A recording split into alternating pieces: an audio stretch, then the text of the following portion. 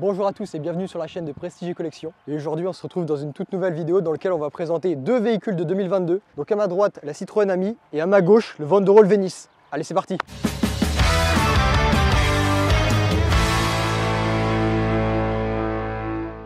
Donc ceux qui ne sauraient pas, en gros la Citroën Ami c'est quoi? C'est une voiture sans permis, on est bridé à 45, on peut faire des pointes à 46 mais bon, il faut vraiment être en descente avec le vent dans le dos. Et surtout la grosse différence comparée aux autres voitures sans permis, c'est qu'elle est full électrique. Wanderol Venice, pourquoi c'est le Carrare qui conduit Adam? Ah, c'est un véhicule 3 roues, donc faut le permis soit 125, soit le permis moto. Chose que je n'ai pas. Sauf que Adam n'a pas, moi j'ai le permis moto, donc on peut profiter du Wanderol.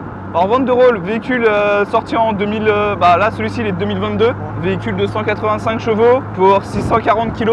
T'as un rapport poids-puissance qui est quand même vraiment bon quoi. On a un bon rapport poids-puissance et on a un turbo qu'on entend tout le temps. En vrai il est incroyable le son. Il est incroyable le son. Là pour le coup on a un vrai son. Je sais pas si t'entends, on n'est pas insonorisé de fou Alors, quand même. On n'est pas insonorisé, ça fait un son de tram, hein, faut le dire, c'est un petit son de tram, c'est de l'électrique. Et pas du tout insonorisé, on entend tout ce qu'il y a dehors, on entend la route, on entend les pneus sur la route quoi. Quand le turbo il s'enclenche, tu vois, t'entends plus que le turbo, l'échappement il disparaît genre. Et pourtant l'échappement est juste à côté de nous. Ouais c'est fou. Comme on peut voir, là je peux le toucher avec la main. Donc, mais dès qu'il s'enclenche le turbo, t'entends plus que ça. C'est une espèce de, moi j'appelle ça un bruit d'aspirateur vraiment. Non, attends, tu te dis. Mais non mais le manque de respect envers les turbos. c'est un peu manque de respect. Mais là en fait t'entends tellement que ça aspire tout le temps.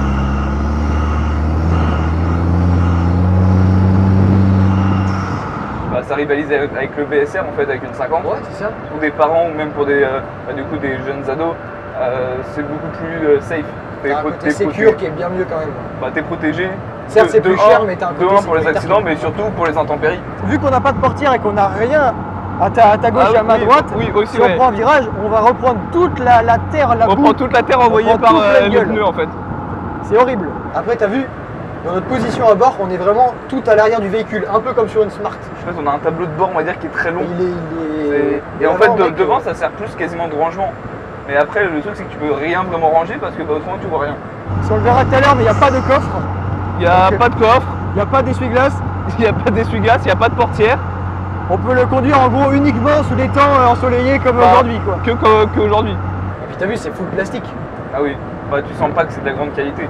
C'est vraiment fait pour que ça coûte le moins cher possible. C'est ça. Mais déjà tu vois la portière de gauche, c'est la portière de droite. Que la portière de droite. Donc tu vois pour Citroën en gros c'est un gain de. Bah, c'est un gain, t'as pas besoin de changer de moule ou autre. Ouais, ça et aussi le Wanderol c'est un véhicule qui est assez confortable. On a des sièges, on est bien maintenu. En plus ils sont, moi je les trouve plutôt jolis. En vrai ouais ça va. C'est un espèce de cuir comme ça, légèrement marron. C'est un simili-cuir. Le seul truc qui change, je trouve, c'est qu'on a la ceinture cette fois qui est au milieu du véhicule. Oui, ça c'est un peu perturbant. Ouais. Parce que c'est pas une habitude de s'attacher dans ce sens-là. Tous les gens qui montent dedans, ils cherchent la ceinture mais du mauvais côté du coup. Mais mis à part ça, en soi, tout est assez épuré, simple et puis. C'est ça. C'est des sièges tout en plastique, c'est pas le grand confort. Je sens que c'est vraiment le minimum quoi. Faut savoir que c'est des voitures sans permis et c'est fait pour la ville. Hein. C'est pas fait pour de la route de campagne souvent comme ça. J'avoue que là, on pousse un peu dans sa route franchement on va dire. C'est pas à ces conditions habituelles on va dire. C'est ça. Et c'est un véhicule aussi qui est très maniable. Ouais, c'est ça. Là on arrive dans des tout petits virages et en fait la direction assistée, tout est super souple, super agréable. C'est un véhicule de 2022, il y a toute la technologie en fait dedans.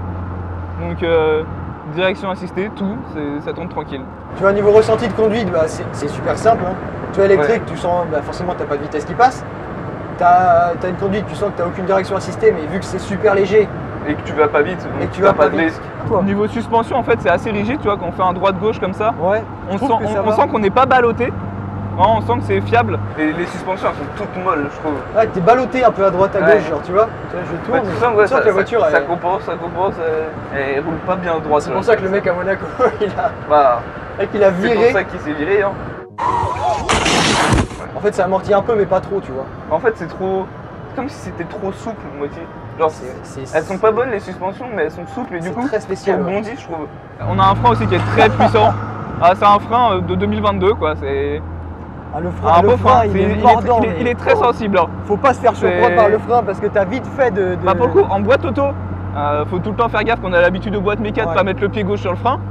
Là, si on met le pied gauche sur le frein, on est direct rappelé à l'ordre. Si t'as le malheur, mais tu fais un à-coup en avant, d'une puissance. Tu termines dans le pare-choc. Bon, maintenant on va se poser, puis on va faire une petite review un peu de l'intérieur pour vous montrer les détails de comment c'est fini. Donc pour l'intérieur, qu'est-ce qui se passe? Donc en gros, c'est très simple, il n'y a quasiment rien. C'est de la poudre de perlimpinpin. Au niveau de l'intérieur, c'est honnêtement assez simple. En soi, on a, comme on l'a dit tout à l'heure, des petits sièges en simili-cuir qui sont assez sympas. Ceinture centrale, ce qui change des voitures ordinaires où c'est sur les côtés. On a une boîte auto, tout ce qu'il y a de plus ordinaire. Hein. Donc au niveau rangement, on a vite fait le petit tableau de bord à l'avant où on peut mettre 2-3 petites affaires, voilà. Derrière les sièges, il y a très peu de rangement aussi. Au niveau des pieds du passager, il y a un petit rangement pour les valises cabines ou ce genre de choses. Et sinon à l'arrière, tu vas voir, tu as un espèce de... un faux coffre où tu mets vite fait un sac à dos, mais rien de plus quoi. C'est vraiment, il est minuscule le coffre. Il y a des petites lanières pour ouvrir les portières, tu vois, c'est des petites lanières rouges que tu as de chaque côté. Et c'est comme ça, en gros, il faut que tu tires dessus pour ouvrir la portière. On a le Bluetooth, on a le régulateur, on a l'ESP, donc en soi, toutes les options des voitures modernes, tu vois, jusque là ça va. Et par contre, il y a une option, enfin je sais pas, il y a un bouton là, c'est marqué hasard dessus mec. À tout moment, ça te fait pop un truc sur la voiture, aucune idée, tu vois, tu fais ça là. Et sinon, un truc qu'ils ont oublié, et ça c'est vraiment, là-dessus je comprends pas pourquoi ils ont fait ça, ils ont pas mis le siège passager réglable. C'est-à-dire qu'il est fixe, il est posé, tu peux pas le bouger, donc il est censé être fait pour tout le monde. Et là regarde les petits malins, ils ont pensé à quoi comparé à la Ami? Ils ont fait un siège passager réglable. Puis en gros c'est tout, hein. Maintenant on voit l'extérieur. Donc pour l'extérieur, tout simplement il est aussi minimaliste que l'intérieur, c'est-à-dire qu'il y a à peu près rien. Pour le Vanderall Venice, au niveau de la face avant, comparé à la Ami, déjà on a une belle calandre avec une belle grille. L'avant est à peu près le même que l'arrière, il n'y a que très peu de différence. La calandre avant, il n'y en a pas. Voilà, il n'y a aucune grille, etc. Tout simplement parce que c'est électrique. Au niveau du moteur, on retrouve un 4 cylindres turbo compressé de 185 chevaux, ce qui est vraiment pas mal du tout. Avec un turbo, je pense que tu l'as vu tout à l'heure, qui fait un son. On l'a surtout entendu. Ouais, on l'a surtout entendu. Vraiment sympa. Nous, on a mis une petite planche de surf au-dessus. Ça, bon, c'est nous qui l'avons mis. Il n'y en a pas sur les Ami basiques. Et ça fait un petit côté marrant, sympa, qui était assez drôle. 2 roues motrices, avec des jantes en alu incroyables. Et à l'arrière, on a une seule roue forcément pour le 3 roues, mais en monobras. Tu gagnes un peu en design, c'est plus sympa, tu vois. La coque, t'as vu le bruit que ça fait? C'est du plastique. Du gros plastique. En gros, c'est le seul détail qui tue un peu, moi je trouve, c'est du gros plastique, pas hyper bien fini à l'extérieur, tu vois. Ouais, c'est le seul truc qui pêche un peu. Surtout pour un véhicule qui est vendu neuf à 45 000 balles. Attendez une minute. Attendez. Quoi? Bon, on a fini pour l'extérieur, du coup on repart sur la départementale et on rentre à Prestige. On va se faire engueuler, mec. Ah bah là, peut-être. Ça va klaxonner. Peut-être. Allez, on y va. Allez, c'est parti. Bon là, du coup, pour le démarrage du Vanderall, c'est assez simple. Vas-y, explique-nous. Alors, pied à fond sur le frein, Ouais, ça classique. On appuie juste sur le bouton ici, appui long, ça démarre. Et en plus, tu peux démarrer sans la clé. Tu démarres sans la clé. La clé, elle est rangée ici, il n'y a pas besoin de clé. C'est un petit détail sympa. C'est un petit sans contact. Ouais, Après là, on appuie juste en fait sur le levier de vitesse, ouais, qu'on va descendre tout en bas. ouais. Et là, on est en drive. Et là, là, ça part. Donc au niveau du fonctionnement, rien de plus simple. Tu vois, tu prends la clé, tu tournes, ça met le contact. Tu tournes comme si tu voulais démarrer, tu vois, ça bip. Là, ça marque que tu es en N. Tu as 3 petits boutons sur le côté, j'appuie sur D. Et on est parti. Bon là, du coup, on se retrouve bientôt sur la départementale. On arrive sur le CD de passage. Ah, ça va être le point tendu là. Alors là, déjà, pour s'insérer, faut pas qu'il y ait de monde. Hein. Ça, j'appuie à peine ça. Mec, c'est turbo, mais gros. Il est incroyable le turbo. Mec, dans la montée, le truc il tue. Gros, c'est un fusil le truc. Alors, c'est là le passage, on va voir si c'est compliqué de s'introduire sur une départementale. Vas-y, accélère. Personne, j'accélère. Pied plancher. L'accélération est folle.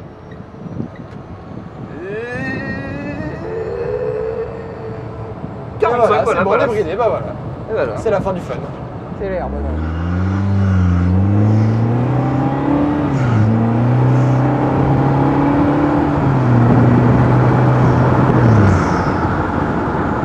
Conclusion, c'est pas très dur de s'introduire sur une départementale. Ça va, c'est pas trop mal. Ça reste... là, on fait pas chez les personnes, tu vois. Là, si elle était derrière, hop là, disparu. J'ai envie de crever! Ouais, j'ai envie de crever! Putain! On voit que c'est vraiment un véhicule que pour le plaisir. Mec, tu prends le vent, c'est agréable. Tu fais vraiment chier quand même. Hein. Là, ouais. Et surtout, en fait, le problème, c'est qu'il n'y a pas d'autoradio dans le véhicule. Il n'y a aucun son. T'as que le son, tu sais, le petit son de t'as le son électrique. de tram. T'as le son de tram. Et voilà, en gros, c'est comme si tu étais dans un tram. Et tu vois, ils auraient mis un petit autoradio. Mec, la voiture, elle aurait été en collab avec Marshall, JBL ou Bose. Ça aurait été magnifique. Mec, la dinguerie, parce que déjà, tu aurais rajouté le Bluetooth dans la voiture. Et du bon son. Et du bon son, mec. Une bonne qualité d'enceinte, etc. Parce que tout le monde met du son dans la voiture. Oui, je connais personne qui met rien du tout.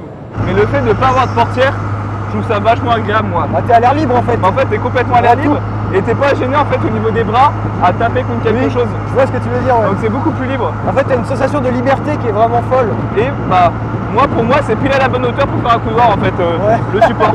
Ah, mais, tu sais, à mon avis, c'est pensé pour. Hein. Je pense que c'est pensé pour, mais c'est super bien. Parce que là, le son électrique, c'est bien l'électrique. On critique pas l'électrique. Ah oui, non, c'est pas l'électrique qu'on critique. Mais par contre, le son de l'électrique, ça on critique. Bah t'es dans le tram quoi. Voilà, c'est pas fou quoi. C'est un tram à 4 roues. Bon, le seul désavantage par contre d'avoir un véhicule où t'es autant à l'air libre, c'est que le brushing, faut pas y compter. En vrai, c'est un bon sèche-cheveux. C'est un bon sèche-cheveux aussi. On l'a fait récemment sur la Lotus, l'Elysée Saint, c'est un bon sèche-cheveux. 45 000 balles de sèche-cheveux là, bon, c'est pareil, c'est un peu cher. C'est un peu cher. Après, voilà, faut voir ses priorités dans la vie. C'est vrai, c'est vrai. Un bon sèche-cheveux, mais ton sèche-cheveux. Si t'as les moyens, tu peux avoir un très bon sèche-cheveux dans la salle de bain, il fait pas ce bruit-là. Voilà. Là, moi, j'ai un sèche-cheveux qui fait un beau bruit. Est-ce que ton sèche-cheveux il va à 110 autant de le dire. Ah, il va pas à 110. Est-ce qu'il a ce bruit-là? Je ne crois pas. Si ton sèche-cheveux il a ce bruit-là, c'est qu'il y a vraiment un truc. Là, faut aller l'emmener quelque part pour le réparer. Là. Et voici un Et là, tu vois en descente, mais tu sens que la voiture elle freine. Oui, freine la voiture quoi. Là, il n'y a pas d'âme, tu vois. Genre, t'as pas d'intérieur. C'est un peu une coquille vide, tu vois. T'as pas d'extérieur. Il manque 2-3 éléments qui pourraient changer totalement la voiture. En fait, c'est vraiment la voiture fonctionnelle pour l'excellence. C'est genre vraiment la base de la voiture. C'est aller d'un point A à un point B. C'est ça.